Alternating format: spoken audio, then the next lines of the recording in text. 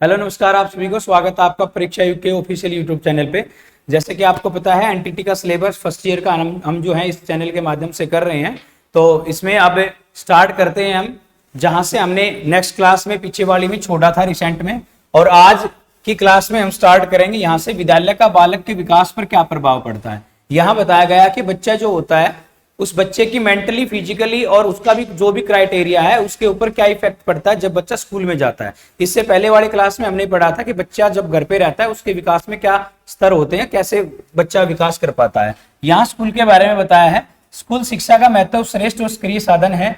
ये बात कुछ एक आपको बताई गई। व्यवहार प्रतिमान प्ले स्कूल, जो प्ले से स्कूल से वातावरण कैसा होगा, स्कूल में बालक को केवल स्कूल के वातावरण के साथ साथ समायोजन करना सीखना पड़ता है। मतलब इसमें ये बातें बताई गई कि बच्चा जब शुरुआत में क्लास में जाता है या अध्यापक से जैसे इंटरेक्ट होता है, मिलता है, तो कैसे उसके प्रति उसका बिहेव जो है होता है, वहां से स्टार्टिंग होती है। जब बच्चा पहले दिन से स्कूल में जाता है वहां से हम आगे की बात करेंगे। अब ये कहते हैं लॉन्ग स्ट्रेट जो होते हैं उनके अनुसार बताया गया है, इन्होंने अपने अध्ययनों के आधार पर यह स्थिर किया गया है कि 5 वर्ष की आयु तक बालक की समस्त सामाजिक अंतःक्रिया माता पिता तथा अन्य परिवारजनों के, मतलब इसमें बताया कि 5 साल तक का जो बच्चा होता है वो अपने घर परिवार से ही सारी बातों को सीखता है। उसके बाद वो बच्चा विद्यालय की तरफ जाता है और विद्यालय के संबंध में जो क्रियाएं होती हैं उसके प्रति उसका क्या रवैया होता है और कैसे वो अध्यापक के साथ इंटरेक्ट करता है। तो इसमें सबसे पहला पॉइंट जो है आपके सामने वो बताया गया है, नर्सरी स्कूल और बाल विकास क्या है।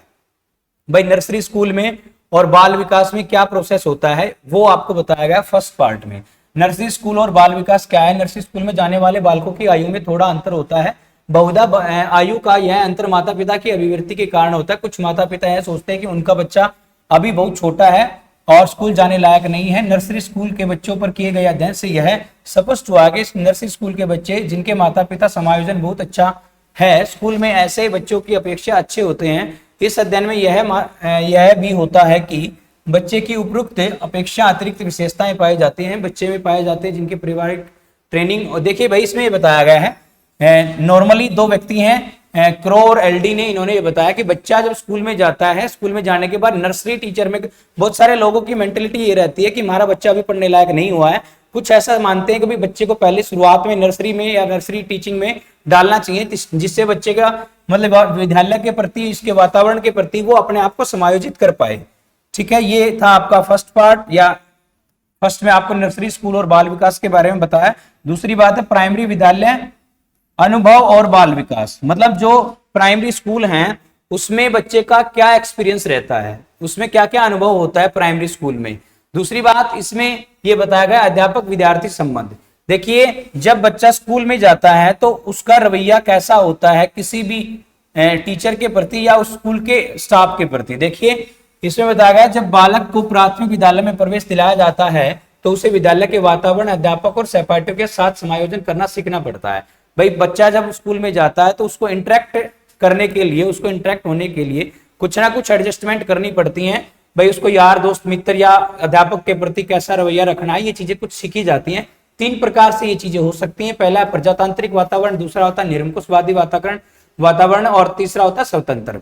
देखिए इसमें बच्चे को एक साथ मिलकर रहना पड़ेगा। यहाँ बच्चा इंडिपेंडेंट है, यहाँ पे बच्चा का कुछ ना कुछ डिसऑर्डर या ऑर्डर के ऊपर ध्यान रखना पड़ेगा, उसको अनुशासन में रहना पड़ेगा। ये कुछ क्राइटेरिया हैं जिनके प्रति बच्चे को प्राइमरी स्कूल में जब डाला जाता है तो इन चीजों को सीखना उसके लिए अनिवार्य होता है। स्कूल में जाने के बाद ये चीजें सबसे पहले उसको सिखाई जाती है। थर्ड पॉइंट आता है अध्यापक विद्यार्थी संबंध। यह सबसे मोस्ट इंपोर्टेंट चीज है कि विद्यालय में एक छात्र का अधिगम और उपलब्धि किस प्रकार होगी, यह बहुत कुछ निर्भर करता है। अध्यापक और विद्यार्थी में संबंध किस प्रकार के होंगे ये आपको बताया गया है कि कोई भी टीचर जो होता है, कोई भी अध्यापक है, उसका और उसके स्टूडेंट के प्रति क्या मेन रवैया होता है, कैसे वो इंटरेक्ट करता है और कैसे उसको करना चाहिए, ये सारी चीजें इसमें बताई गई है। नेक्स्ट आगे चलते हैं। इसमें बताया गया बी कुप्पुस्वामी का विचार है कि बालक निम्न आर्थिक वर्ग से संबंधित है तब बालकों को अध्यापकों के बीच में। इसमें आपको ये बताया गया कि भाई मान लीजिए हर एक बच्चा एक तरीके से काम नहीं करता, सबका अलग अलग व्यवहार है, सबका अलग अलग वातावरण है। कोई थोड़ा सा आर्थिक स्थिति से कमजोर है, कोई बच्चा ऐसा है जिसका मतलब आर्थिक स्थिति में उसका ठीक ठाक रवैया है या उनका घर के परिवार का माहौल जो है ठीक ठाक है। कुछ बच्चे ऐसे होते हैं जिनका परिवार का माहौल जो है बिल्कुल ठीक नहीं होता है, तो उनको भी स्कूल में आने के लिए और उनको भी इंटरेक्ट होने के लिए कैसे क्या करना पड़ता है, इन सब चीजों को यहाँ नर्सरी टीचर ट्रेनिंग में पढ़ाया जाता है, ताकि नर्सरी का जो बच्चा है वो स्कूल में जब आए तो उसको ये सारी चीजें मिलें कि बच्चा कैसे एडजस्टमेंट करना है, कैसे नहीं करना, ये सारी बातें इनके द्वारा बताई गई हैं। विद्यालय और शैक्षिक उपलब्धियां क्या होंगी कि बच्चा जब शुरुआत में विद्यालय में जाता है तो उसको क्या क्या सीखने को मिलेगा, ये सारी चीजें जो है विद्यालय के उसमें शैक्षिक गतिविधि में बताई गई हैं। फोर्थ पॉइंट जो है स्कूल तथा अभिव्यक्तित्व, मतलब स्कूल एक चीज है आपका जो स्कूल जहां पे बच्चा पढ़ रहा है, दूसरा है व्यक्तित्व, उसकी पर्सनैलिटी कैसे क्या डिपेंड करती है, उसकी पर्सनैलिटी भी डिपेंड करती है कैसे बच्चा स्कूल में जाता है। स्कूल और अभिव्यक्तित्व का मतलब है ग्लासर ने विद्यार्थियों के प्रति, ये एक ग्लासर नाम के व्यक्ति हैं, उन्होंने ये प्रोजेक्ट किया है जिसके ऊपर बच्चों के बारे में बताया कि बच्चा स्कूल में आता है तो कैसे इंटरेक्ट करता है, कैसे उसको करना चाहिए, स्कूल की भावनाओं को कैसे पढ़ पाएगा, ये सारी बातें जो होती हैं इस स्कूल तथा व्यक्तित्व में बताई गई हैं। उसके बाद स्कूल और आत्म प्रत्यय, लगभग 3-4 वर्ष की अवस्था तक बालक सेक्स संबंधी अंतर को पहचानने नहीं लगता है, बल्कि यह बालों और कपड़ों के रख रखाव के आधार पर लड़के लड़कियों पुरुष, भाई यहाँ ये बात बताइए कि कोई भी बच्चा है, कोई भी एक स्टूडेंट है, जब उसकी आयु 3-4 साल से पहले की है या 3-4 साल की आयु जो होती है उसकी, तो उस टाइम पे वो बच्चा, उसको ये नहीं पता है कि ये मेल है या फीमेल है, उसको ये मेनली ये नहीं पता होता कि भाई मेल के क्या करैक्टर हैं, ठीक है, और फीमेल के क्या करैक्टर हैं, उस बच्चे का अभी तक ये बातें नहीं पता है। लेकिन वो क्या करता है, उस बच्चे की भावनाएं, खेलने का तरीका, बैठने का तरीका, उठने का, कपड़ों का, इन सारी चीजों से ये अवगत होता है धीरे धीरे करके, तब उसको ये पता चलता है कि भाई बच्चा खुद को अपने आप को एडजस्ट कैसे करेगा। मान लीजिए कोई बॉय है तो उसको बॉय के वर्ग में कैसे एडजस्ट करना है, या गर्ल है तो गर्ल के ग्रुप में उसको कैसे एडजस्ट करना है, ये सारी चीजें बच्चा इस स्कूल और आत्म प्रत्यय से सीखता है। बात समझ में आई कि नहीं आई? अगर जिस बच्चे को समझ में नहीं आ रहा है तो कमेंट करके साथ साथ बता देंगे, हम दोबारा से वो चीज भी दोबारा करा देंगे आपके लिए। देखिए यहां आगे बताया गया है बालक के जीवन में खेलों का क्या महत्व होता है। क्रियात्मक, मैंने आपको इससे पहले वाली क्लास में ये बात बताई थी कि बच्चे के लिए खेल जो है कितने प्रकार से उपयोगी हैं, किस किस प्रकार के खेल बच्चे को खेलने चाहिए, या कुछ एक्टिव मैंने गेम्स बताए थे, कुछ नॉन एक्टिव या इनएक्टिव बताए थे। इसमें बताया गया है बालक के जीवन में खेलों का क्या महत्व है। क्रियात्मक विकास होगा और भाषा का विकास होगा। भाई बच्चा अगर कोई भी क्रिया करेगा, कोई भी खेल खेलता है या कोई भी क्रिया करता है, तो उस सिचुएशन में बच्चे के साथ इंटरेक्ट करने के लिए, खेलों में एक दूसरे से जुड़ने के लिए वह कोई ना कोई प्रैक्टिकल वर्क करता है या कोई क्रिया करता है। उस सिचुएशन में बच्चा, उसको कहा जाता है क्रियात्मक विकास, उससे उसके बच्चे का क्रिटिकल डेवलपमेंट होती है, क्रियात्मक विकास होता है। भाषा का, लैंग्वेज की डेवलपमेंट होती है। जब बच्चा अपने परिवार में या अपने परिवार से बाहर या किसी समुदाय में या किसी समूह में जब बच्चा खेलना शुरू करता है, तो उस टाइम पे उस बच्चे के अंदर क्या क्या प्रभाव पड़ते हैं या उसकी भाषा में कैसे विकास होता है, ये बताया गया है कि भाई बच्चा अगर किसी खेल में इन्वॉल्व होता है तो उस टाइम पे उसकी भाषा में भी विकास होता है। ठीक है, नेक्स्ट चलते हैं आगे की तरफ। आगे आपको बताया गया संवेगों से करे रेचन। अपनी उम्र के अनेक बालकों के साथ खेलते समय उसे विभिन्न बालकों के साथ समायोजन सीखने के अवसर प्रदान होते हैं। उसमें समायोजितता विकास होता है और बालकों के संपर्क में आने से एक दूसरे की भावनाओं और भाषाओं को आदान प्रदान होता है। भाई ये बात इन्होंने बहुत अच्छी करी है कि बच्चा जब क्रियात्मक वे में होता है तो उस टाइम पे बच्चा ये चाहता है कि अपने अपने संवेगों को, संपर्कों को वो एक दूसरे के साथ मिक्स करने की कोशिश करता है। बच्चा एक समुदाय से दूसरे समुदाय के बच्चों के साथ मिलता है, खेलता है, तो उसमें क्या क्या डेवलपमेंट होती है, उसमें अलग अलग प्रकार की विभिन्न क्रियाएं होती हैं, जिससे उसके भाषा का और उसके शारीरिक का और लगभग आपके उसके खुद का मेंटली और फिजिकली दोनों विकास उसके हो जाते हैं। स्वयं का विकास कैसे होता है? खेल का मैदान बालक को उसकी स्वयं की मान्यता प्रदान करता है, उसकी खुद की पहचान कराने तथा विकास में महत्वपूर्ण होता है। बालक वह अपनी क्षमताओं से खुलकर प्रकट करते हैं तथा स्वयं का सतर्क। देखिए यहाँ किसी भी बच्चे की खुद का डेवलपमेंट कैसे होता है, बच्चा खुद से डेवलपमेंट कैसे कर पाता है, किसी भी खेल को खेलते समय बच्चे को खुद से डेवलपमेंट कैसे मिलेगी, वो अपने आप पे वर्क कैसे करेगा, अपने आप पे काम कैसे करेगा, जिससे उसको खुद के ऊपर डेवलपमेंट मिल जाए। ठीक है, तो इसमें बताया स्वयं का विकास कैसे करेगा। आगे नेक्स्ट आता है रचनात्मक प्रवृत्तियों का विकास। रचनात्मक के मतलब क्या है कि बच्चा किन किन केस में क्रिएटिविटी करता है। ये रचनात्मकता का मतलब होता है क्रिएटिविटी। बच्चा क्या क्या क्रिएटिव करके अपने आप को डेवलप कर सकता है, इसको कहा जाता है रचनात्मक क्रिएटिविटी। इसमें प्रयोगात्मक अनुभव बालकों को रचनात्मक अनुभव में प्रेरित करता है। जब बच्चा कोई भी प्रैक्टिकल करता है तो उस प्रैक्टिकल को करने के लिए उसको कोई ना कोई क्रिटिकल केस में कोई भी काम करने के लिए उसको किसी न किसी एक्सपेरिमेंट में इन्वॉल्व होना पड़ता है, और उस एक्सपेरिमेंटल इन्वॉल्वमेंट के साथ साथ उसके मानसिक जो विकास है उसकी डेवलपमेंट होती है। आगे की बात है नैतिक विकास के खेलों का योगदान। भाई आपके शिष्टाचार में, आपके व्यवहार में, आप झूठ बोल रहे हो, आप सच बोल रहे हो। कुछ बच्चे ऐसे होते हैं जो खेल के समय झूठ बोलते हैं, कुछ बच्चे ऐसे होते हैं जो आदर्श आचरण के होते हैं। सभी प्रकार की चीजों से बच्चा जब इंटरेक्ट होगा तो उसको ये पता चल जाएगा कि झूठ बोलना ठीक है या गलत है। इस प्रकार की भावनाएं जो होती है नैतिक विकास के लिए उत्तरदायी होती हैं। नेक्स्ट है संज्ञानात्मक विकास में सहायक।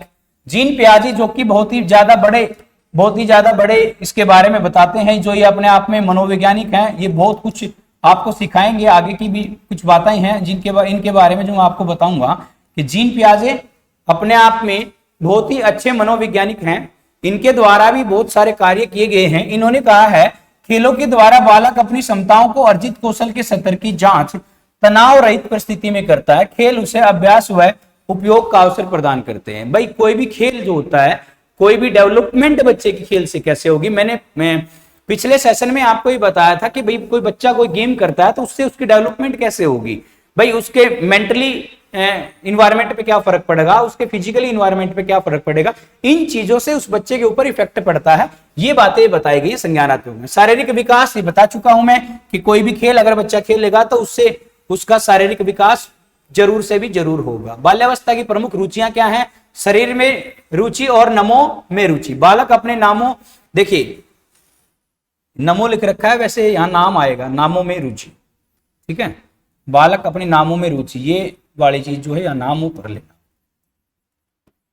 शरीर में रुचि का क्या मतलब? देखिए 6-7 माह का बालक जब बैठना सीख जाता है तो उसकी स्वयं के प्रति रुचि विकसित होने लगती है। इस अवस्था में हरलोक नाम के एक मनोवैज्ञानिक हैं 1974 में ये विचार देते हैं कि बालक जब 3.5 वर्ष का होता है तब वह इस बात में रुचि लेने लगता है कि उसके शरीर के विभिन्न अंग किस प्रकार की क्रिया कर रहे हैं। जब बच्चे की उम्र 3-4 वर्ष की हो जाती है तो उस टाइम पे उस बच्चे को ये इंटरेक्शन होता है कि मैं और या मेरा शरीर है, मेरे शरीर के अंग जो हैं अलग अलग तरीके से कैसे काम कर पा रहे। इन सभी बातों को समझने के लिए ये बताया गया कि बच्चे के अंदर शरीर में भी रुचि होती है। नामों में बालक अपने नामों के तब तक रुचि नहीं लेता जब तक दूसरे के व्यक्ति उसके नाम से प्रशंसा करते हैं अथवा आलोचना नहीं करते हैं।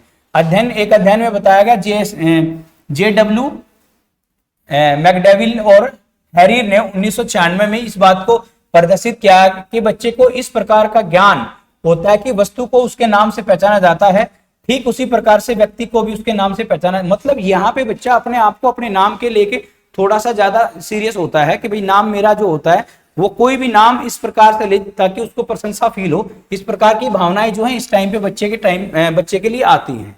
नेक्स्ट जो है आपके सामने है धर्म में रुचि। यहाँ बच्चा जो है धर्म में रुचि रखना पसंद करता है। बाल्यावस्था में बालकों में धर्म के प्रति रुचि उत्पन्न होती है। धार्मिक रुचि के 2 प्रमुख तत्व हैं। प्रथम धर्म के प्रति विश्वास, द्वितीय होता है धर्म के नियम, सिद्धांतों और आदतों का पालन करना। देखिए यहां मैं आपको समझा देता हूं, एक बात समझिए कि बच्चा जो होता है पहले स्तर पे क्या काम करता है। यहां देखो इसमें क्या लिखा है, पहले नंबर पे ये बताया धर्म के प्रति विश्वास। यहां सबसे बड़ी बात क्या है, बच्चा धर्म में विश्वास करना शुरू कर देता है। वो किसी भी कम्युनिटी या किसी भी धर्म से है तो उसको विश्वास होने लग जाता है। दूसरी बात इसने बताई है द्वितीय धर्म के नियम। उसके नियम जो होते हैं धर्म के नियम जो हैं उस पे बच्चा कैसे काम करता है, इस चीज को बच्चे ने प्राइमरी में या छोटी क्लास में, नर्सरी में इस बात को समझ लिया है। इसको हम कहेंगे धार्मिक रुचि। दो प्रकार की होती है। पहली ये बताएगी कि बच्चे का धर्म में विश्वास है या नहीं है। दूसरी बात ये करती है कि बच्चा अगर धर्म में विश्वास रखता है तो उसके नियम और उसके पालन को किस प्रकार से कर रहा है। ठीक है, ये बात आपको समझ आ जानी चाहिए। नेक्स्ट है आपका सेक्स में रुचि। यहां पे बच्चा जो है इसकी सेक्स में रुचि 3 से 4 वर्ष का बच्चा जब होता है या 5 वर्ष का जब बच्चा होता है, यहां लगभग ये बताया गया है कि सेक्स में रुचि का मुख्य विशेष कारण क्या है। छोटे बच्चे जब अपने खेल के साथियों के संपर्क में आते हैं तब उनमें सेक्स में रुचि का विकास प्रारंभ हो जाता है। देखिए बातें ये हैं कि जैसे मान लीजिए कोई लड़कियां हैं तो लड़कियों के जैसे खेल खेलती हैं, जैसे गुड्डा गुड़िया इस टाइप के जो खेल हैं वो खेल खेलती हैं। जो लड़के होते हैं वो कुछ ना कुछ गाड़ी, कार, ट्रैक्टर वगैरह इस टाइप के खेल खेलते हैं। तो मतलब यहाँ पे बच्चे को आके ये चीज क्रिटिसाइज हो जाती है कि भाई मैं अगर मेल हूं तो मेरे में किस प्रकार की खेलों का उत्पन्न या किस प्रकार की भावनाएं आनी चाहिए, अगर कोई लड़की है तो लड़की के अंदर गुड्डा गुड़िया इस टाइप की खेल की भावनाएं आती हैं। तो ये सारी चीजें प्रारंभ होती है सेक्स में रुचि की। ठीक है, प्रथम भाग इसका क्या कहता है, बालक अपनी जिज्ञासा संबंधी प्रश्न पूछता है। अधिक बड़े बालक अक्सर शारीरिक सेक्स संबंध स्तरों को पहचानने लग जाते हैं। सेक्स के प्रति जिज्ञासा शांत करने के लिए बालक के संबंध में प्रश्न पूछते हैं। कुछ अधिक बड़े बच्चे बालक के उत्पन्न होने में माता पिता का क्या कार्य है सीख जाते हैं। देखिए यहां ये बताया गया है, शुरुआत में जब सेक्स को क्रिटिसाइज यहां पे किया गया तो इसमें ये बताया कि भाई 3 से 4 वर्ष का बच्चा जो होता है वो खेल के माध्यम से ये समझ पाता है कि मेरा किस प्रकार का सेक्स है, मतलब मैं मेल हूं या फीमेल हूं, इस टाइप की जो चीजें समझ पाता है। दूसरी बात ये बताया इन्होंने, जब बच्चा बड़ा हो जाता है तो उस टाइम पे ये समझता है कि जब भी सेक्स का निर्धारण हो रहा है तो उसमें माता पिता का क्या रोल है, ये बातें वो इस समय पे समझ जाता है। दूसरा पार्ट इसमें बताया समलैंगिक खेल और हस्तमैथुन द्वारा बालक के सेक्स के प्रति अपनी रुचि व्यक्त करता है। 6-7 वर्ष के बच्चे में इस प्रकार की अभिव्यक्ति अक्सर देखी जाती हैं। मतलब समलैंगिकता और इस टाइप की जो चीजें हैं वो 6-7 साल के बच्चे में देखने को मिल जाती हैं। अब आगे आपको बताया जाता है शारीरिक शिक्षा जो है उसके ऊपर क्या फर्क पड़ता है, क्या इफेक्ट पड़ता है। शारीरिक शिक्षा से अभिप्राय शरीर को स्वस्थ रखने से है। यहां यह बताया गया है कि बच्चा कोई भी है उसका शारीरिक विकास कैसे होगा, जब बच्चा अपने आप को डेवलप कर पाएगा या अपनी फिजिकली हेल्थ को जो है ठीक कर पाएगा, इसको बोला जाता है शारीरिक विकास। ठीक है, शारीरिक शिक्षा की आवश्यकता और महत्व, मतलब यहां बताया गया है कि बच्चे को शारीरिक शिक्षा के लिए महत्व क्या क्या दिया जाना चाहिए। यहां आवश्यकता और उसका माध्यम क्या है। विद्यालयों में शारीरिक शिक्षा का बहुत अधिक महत्व होता है। देखिए मान लीजिए बात को समझते हैं कि मानसिक रूप से कोई भी विद्यार्थी है या मानसिक रूप से कोई भी बच्चा स्कूल में इंटरेक्ट करता है तो उस टाइम इसको यह बताया जाता है कि भाई खेल खेलने से क्या योग्यताएं होंगी, खेल खेलने से उसके शरीर में क्या विकास होगा। दूसरी बात, ज्ञान के प्रति उसकी रुचि क्या होगी, ज्ञान में वो किन चीजों को जोड़ पाएगा। स्वस्थ बच्चे राष्ट्र की उन्नति में सहयोग करते हैं। ये बात बताई गई कि बच्चा अगर खेल में भी अच्छे तरीके से इन्वॉल्व होता है तो उसके सर्वांगीण जो विकास है उसमें बहुत ही ज्यादा योगदान मिलता है। यहां लिखा गया है सर्वांगीण विकास जो होता है बच्चे का उसमें बहुत ज्यादा योगदान होता है खेलों का। बाकी मैं आपको फर्स्ट लेक्चर में ये सारी बातें बता चुका हूं क्या होता है खेल खेलने से। अब आपको मैं बता देता हूं शारीरिक शिक्षा का क्षेत्र क्या है। स्वस्थ रहने के उपाय जो व्यक्ति करता है शारीरिक शिक्षा के अंतर्गत आते हैं, जैसे वॉलीबॉल फुटबॉल वगैरह कोई भी गेम ऐसा है। देखिए यहाँ शारीरिक शिक्षा के गेम वो वाले गेम होंगे जो बच्चे को अपने आप में एक्टिव रोल देंगे। बच्चा अगर सक्रिय रूप से किसी चीज में इन्वॉल्व होता है तो वो एक्टिव रोल में अपने आप को डालता है। ये एक्टिव रोल डालने से शारीरिक शिक्षा का क्षेत्र जो होता है मेनली एक्टिव जो गेम होते हैं, पिछली क्लास में मैंने आपको बताया था एक्टिव गेम किस प्रकार के होते हैं या कौन कौन से होते हैं। ये सारे के सारे एक्टिव गेम दिए गए हैं। इनसे क्या होगा, देखिए अगर बच्चा कोई भी एक्टिव गेम खेलता है, मान लीजिए उसने फुटबॉल खेलना स्टार्ट किया तो उससे क्या होगा, उसका मानसिक और शारीरिक दोनों चीजों का विकास हो जाएगा। बात समझ पा रहे हो कि नहीं, उसका मेंटली और फिजिकली दोनों तरीके से उसका डेवलपमेंट हो जाएगा। इसलिए शारीरिक शिक्षा या शारीरिक क्षेत्र को वो ज्यादा जरूरी माना जाता है। नेक्स्ट चलते हैं, शारीरिक शिक्षा के उद्देश्य क्या है। भाई मोटो क्या है हमारा, मतलब मेन चीज क्या है कि हम शारीरिक शिक्षा क्यों लें और किससे इससे हमें फायदा भी क्या होने वाला है, इस चीज को समझ पाएंगे आगे। शारीरिक शिक्षा के उद्देश्य की जानकारी हमें महत्वपूर्ण शारीरिक शिक्षा के उद्देश्य मिलती है। व्यक्तित्व का विकास करना, सामाजिकता भावना का विकास करना शारीरिक शिक्षा का उद्देश्य होता है।